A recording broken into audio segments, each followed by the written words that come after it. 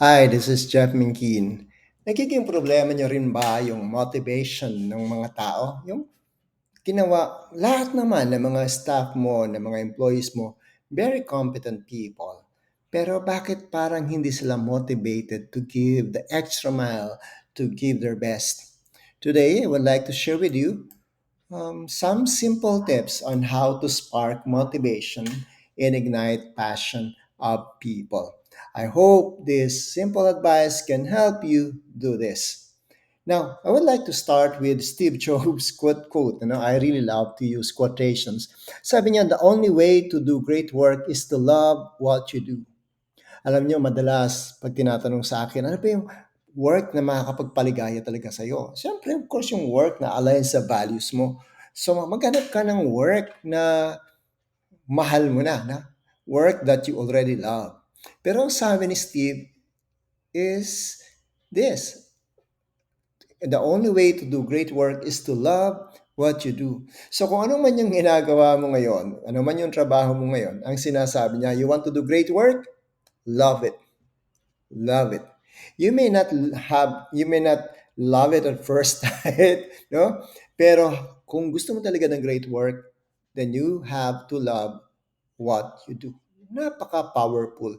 At sana ma-share natin ito sa marami nating mga pinamumunuan sa company. Pero usually, ano bang ginagawa inside organizations? Well, these are good things, but perhaps we can do better than this. But these are the typical actions of managers when they want to motivate people. Familiar siguro kayo dun sa carrot and stick, ano? But basically, this is how they do it. They come up with rigid schedules and strict deadlines. Dapat lahat kayo makapagpasa ng project nyo at this time, at this date. So, rigid schedules, strict deadlines. Siyempre, effective yan. Kaya nga yan ginagawa kasi nagwo-work na yan. Pero alam din naman natin na karaniwan ang nagiging problema diyan ng mga tao, pakiramdam nila slave driver yung boss nila eh. Walang puso, walang malasakit. No? Kasi talagang trabaho, trabaho, trabaho na lang. So, yes, nag-work yan. But perhaps you need something more than that. They also focus on metrics and performance. Nakalagay yan sa board. Ay, sabihin ko sa inyo, very useful na magkaroon ka ng visual presentations ng performance ng mga tao. And it's useful. Ginagamit pa nga ng iba yan for bonuses and financial incentives. So, nakikita talaga nila ano yung performance nila, paano sila kumikilos. Pero alam nyo rin ba, na maraming mga organizations na bagamat ang dami-dami nilang mga financial incentives and bonuses, may metrics sila pero hindi pa rin nag-work. Halimbawa, merong isang company na naging kliyente ko dati. Nagtatanong siya sa sarili niya, bakit hindi motivated yung mga tao? Ang ganda naman ng kanilang mga papremyo, no? Biro mo trip abroad ang papremyo niya, pero hindi nag-work. Ang sabi ko, sino-sino ba nakakatanggap niyang award na yan? Sabi niya actually, Jeff, for the last 3 years, isang tao lang nakakatanggap ng award.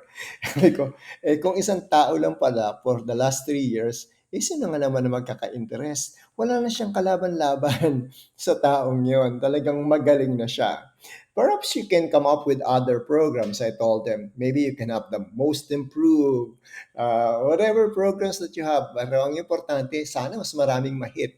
Of course, I know also of another company who gives rewards and recognitions. Pero ang style niya, team ang binibigyan niya ng rewards, ng recognition. Somewhat much better than that. Pero alam naman natin, ang tawag kasi sa mga ito ay mga extrinsic, no? Motivation tools na ginagamit mo siya dahil ito yung panglabas, yung awards, yung pera, mahalaga yan lahat.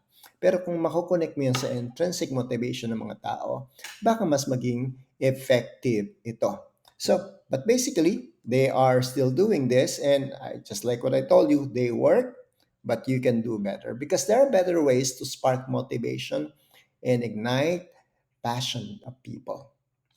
And that's what I'm going to share with you today.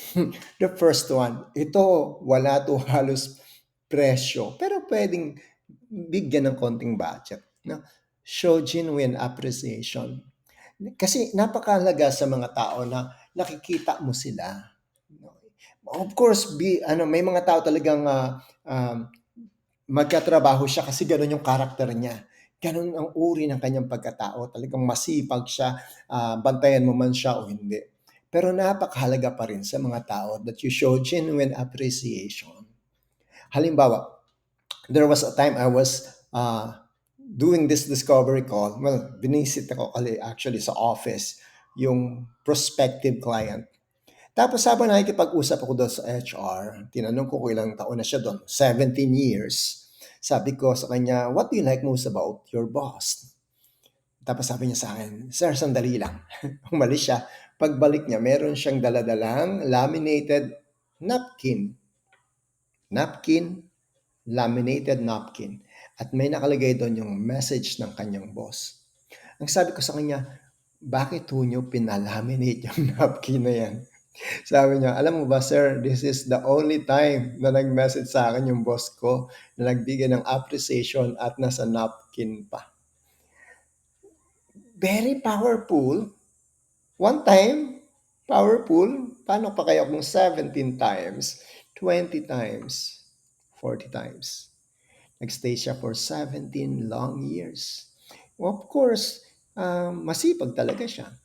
Pero may mga tao, alam nyo na konting topic lang sa balikat, konting pag-recognize sa maganda nilang ginagawa, work na yan. At siyempre may added benefit yung genuine appreciation because if you catch people doing something good, you're affirming na tama yung kanilang ginagawa. Di ba? That's one. Dapat ipakita mo na na-appreciate mo yung kanilang ginagawa. When you say appreciate, di ba? Increase in value, appreciation, no? Ibig sabihin, tinatanghal talaga natin yung maganda nilang ginagawa. Next, it is very important for employees that we create a positive work environment. Dapat yung mga tao hindi lang puro contest, hindi pataasan ng ihi, no? We create a culture of collaboration and support. I remember another client, hindi ko na sasabihin yung pangalan, ano? Pero habang ini-interview ko sila, naririnig ko doon sa ibang area, medyo maingay. Tapos sabi ko, bakit to medyo maingay doon? Sabi nila, sir, kasi nagkakasiyahan sila ngayon, birthday kasi nung isa naming co-employee. Palagi bang ganyan dito sa amin, sa inyo? I'm not referring to ingay, I'm referring to masaya, no? Tapos sabi niya, yes sir. Alam mo kasi dito sa amin sir, sobrang daming trabaho. Pero yung mga kasama namin, masarap katrabaho. Na-imagine niyo ba yun? Maraming trabaho, pero yung mga kasama nila, masarap katrabaho. At sila rin yung mga tipo ng tao na 5 o'clock na hindi pa umuwi. Hindi dahil love na love nila yung work, ano? Kundi sa mindset nila, habang may customer, they will serve. Dahil kawawa naman yung customer nila, naghintay doon ng mga ilang, yung iba 30 minutes, tapos dahil 5 o'clock lang, iuwi na sila, magko-close na. Pero makukuha mo lang yon sa tao na nakikita niya yung work niya, no? Na bilang mahalaga. So may passion siya doon sa kanyang work. So what we do is to create a positive work environment. Very useful yan if you want to motivate people, if you want to ignite passion in people. And thirdly, it is very important that we provide opportunities for growth. Well, organism tayo, kailangan nating lumago. Sabi nga natin, obvious, we will all grow old. But we also want to grow up.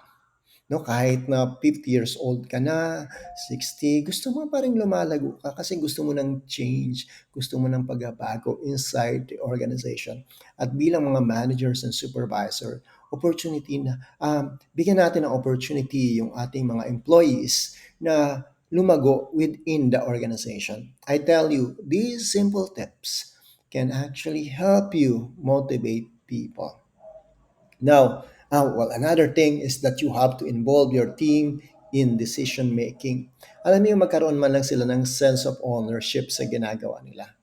Yun ang importante kasi na yung trabaho niya hindi lang dahil ipinagawa ng boss niya, kundi bahagi ito ng kanyang performance. This is a reflection of him, of his product. Yung signature niya na andun sa work na yon. So, yes, when you have to make decisions, And if it is a decision that everyone can take ownership, ibigay niyo po yung opportunity na yon para sa mga empleyado niyo. And I tell you, you will be able to spark motivation and ignite the passion of people. Napakahalaga po kasi sa mga tao that they feel valued, supported, and they get excited to work, no? Go to work every day. Actually, kahit nga yung work na yan ay sa bahay lang din nila, no? Mga work from home. We can also motivate people. We can make them feel na valuable yung kanilang contribution sa organization. So always remember, motivating people, of course, is the responsibility of the individual. But we leaders can do something about it too. We can contribute to their motivation. Ngayon, kung may mga tanong po kayo, may mga gusto kayong malaman on how you can bring our workshop to your organizations, or kahit ano lang, simpleng pagtatanong lang about motivating people, we can schedule a 15-minute call. Kailangan lang po advance yung call nyo. And I tell you, I will be there to help you. So maraming salamat po sa inyo at sana naka-contribute ako ng something to you today.